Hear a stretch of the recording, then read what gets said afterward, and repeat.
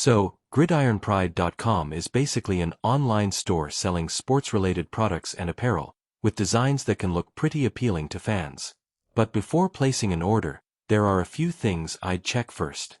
The biggest question is whether the products actually match the photos and descriptions. With lesser-known sports stores, quality, sizing, materials, shipping times, and customer service can sometimes be different from what the website suggests. I'd also look closely at the return and refund policy.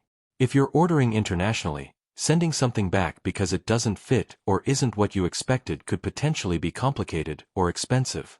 So, is gridironpride.com a scam? I wouldn't automatically make that claim without stronger evidence, but I also wouldn't rely purely on the website's marketing. Check independent reviews, company information, payment protection, and shipping details before buying. Overall, the designs might look tempting, but I'd do some research first and make sure you're comfortable with the risks before placing an order. Thanks for watching. Don't forget to like and subscribe for more videos.